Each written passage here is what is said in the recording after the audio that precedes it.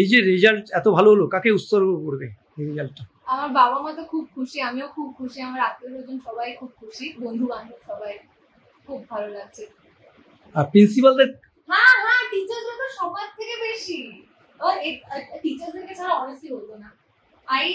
I'm so grateful for everything. They encouraged me throughout. Like, even when I used to slack in class, sometimes they always used to tell me, "We are expecting a 99 from you. We know you will get a 99." So that was very encouraging. তোমার যে ক্লাসের টিচাররা তারা উৎসুক হয়েছিলেন এবং principal ma'am তিনিও ছিলেন যে কখন তুমি আসবে, এবং ম্যাম যে কতটা খুশি হাসছে এবং স্কুলের একটা ধারাবাহিক রেজাল্ট রেখেছে, কি বলবে? খুব ভালো লাগছে, খুব ভালো। স্কুলকে প্রাউড করতে সবার থেকে ভালো লাগছে ওটা আমার। নিজে তো ভালো লাগে, বাট অন্যদেরকে খুশি করতে আরো ভালো লাগে, স্পেশালি টিচার্সরা, ফ্রেন্ডসরা, সবার থেকে বেশি ভালো লাগছে ওটা। এত ভালো result, thank you so much. ভবিষ্যতে কি হওয়ার? আমি আলটিমেটলি জার্নালিস্ট হতে চাই, এখন আমি হিস্ট্রি নিয়ে পার্সিউ করব। যারা এরপরে তোমাদের পরীক্ষা দেবে তাদের জন্য কি বার্তা দেবে? Enjoy whatever you're studying. If you don't enjoy it, you won't get good marks. You just enjoy it. You don't study for the sake of getting marks. You study for the sake of learning. So I love all of my subjects. So that is probably why. তুমি কতক্ষণ পড়তে?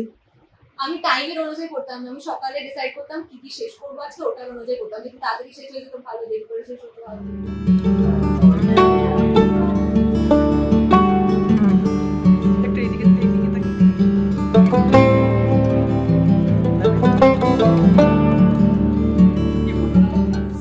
খুশি তো অসম্ভব, কেননা প্রত্যেক বছর তো এই দিনটা আমাদের কাছে ভীষণ গুরুত্বপূর্ণ একটা দিন, যেদিন রেজাল্টটা বেরোয় আর কি।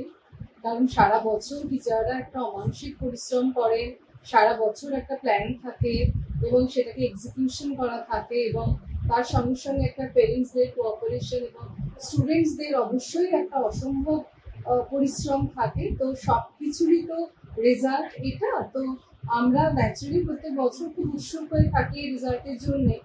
খুশি যেরকম একদিকে, তবে আরেকটা দিকে এইরকম রেজাল্ট হলে কিন্তু আমাদের দায়িত্বটা আরো বেড়ে যায়, যে পরবর্তী বছর এর থেকেও এটাকেও ছাড়িয়ে যেতে হবে, তারপরের বছর তাকেও ছাড়িয়ে যেতে হবে।